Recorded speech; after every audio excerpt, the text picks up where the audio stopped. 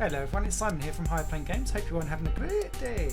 Today we're taking a look at Exit, which is a relatively new game that's just popped out on Steam, and thank you very much to the developers for sending me over a copy to review and take a look at.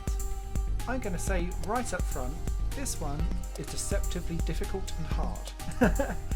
If you like games like Cooler World and to a lesser extent like things like Road to Brawlhalla, that kind of stuff, this is more cerebral and you need to plan ahead before you go into stuff. But what Exit is trying to do is to make ball sorting and like the Quell Memento type games into something that's a bit more of a competitive thing with this season 1 and all of this kind of stuff coming along. The main bulk at the moment is found in campaign mode, which is split into 5 different areas of dust, maze, rock, ruin and mine. And don't worry, I've reset my progress just so that you kind of see what you get from the outset. And you can control things with keyboard bindings or with a mouse. You can't do it with a pad at the moment. And if I just dive into here from the start/resume, each level that you build starts off with no timer instantly going. As soon as you click on the ball to go, the timer counts down. But essentially what you're doing is you're not controlling the ball until the point that it stops. Whatever direction you press the ball into, it will go until it hits something, and that can be a wall or another ball. So as soon as I hit, I'm kind of going around. Now you can kind of be a bit cheeky and dive back to get the coins. So it's all about bouncing off edges and working out your geometric path around each level as you go. And the faster you do it, obviously, the higher the score you get. And if you can collect some extras along the way for points, which are there, and that little sign there is actually an extra life if you can get it.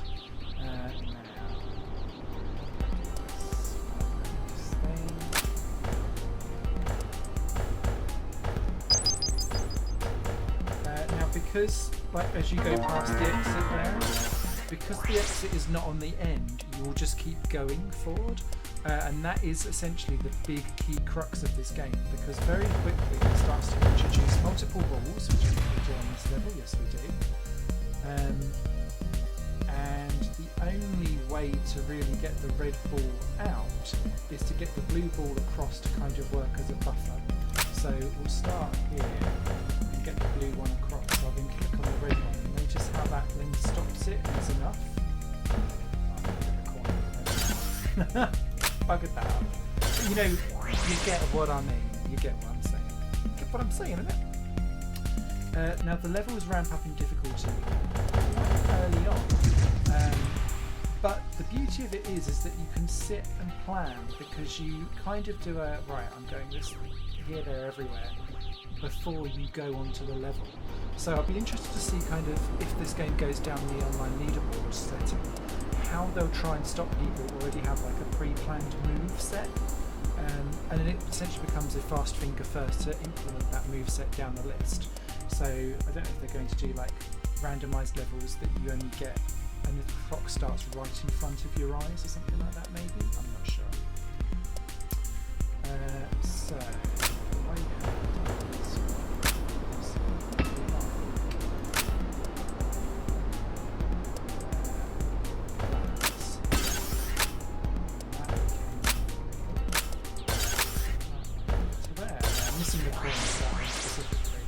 but that's kind of the type of level that it starts to bring you down into. I find that these types of games, you either have a brain for this or you don't, or it just takes an exceptional amount of time for you to get that brain in gear. And here's the third power up down here, that 45 spinning is adding 45 seconds to the clock. You don't necessarily get that amount of time when you increase the difficulty level, and increase the difficulty level means that you've got less time to do things in. So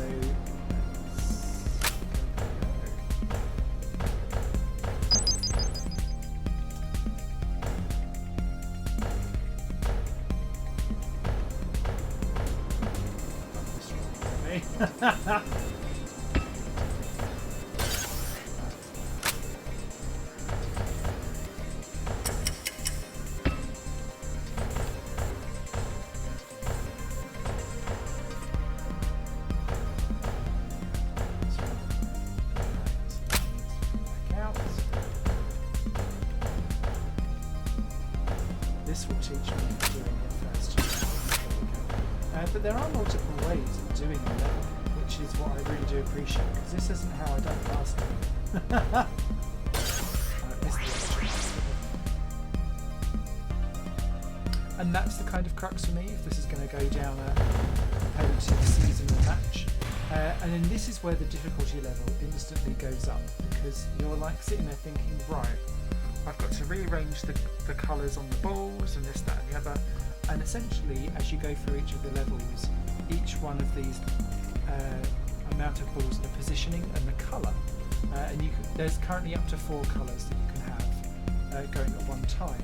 But you can have multiple balls of different colours, so you really are having to really plan in advance and sort stuff out. So I'm not going to continue necessarily on, because I don't want to spoil the fun of doing it. But as you can see, there's 60 levels initially to start with, and it gives you a nice little run through of how quickly you've got through things along the way, which I really appreciate.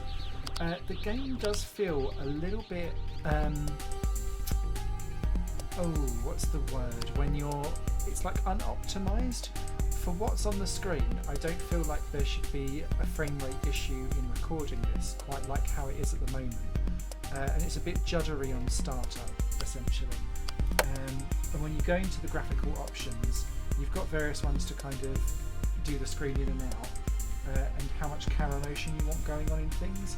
But this is all on graphics low, and I'm quite surprised that it's struggling at this on a computer. Mine's not like great, but it does need some optimization, I feel. And this game really suits having a controller to be able to actually do it, because I can see myself switching quickly between the balls with the triggers on a controller, or instantly mapping different colours to the face pads, something like that. But all in all, a really, really good start for Exit.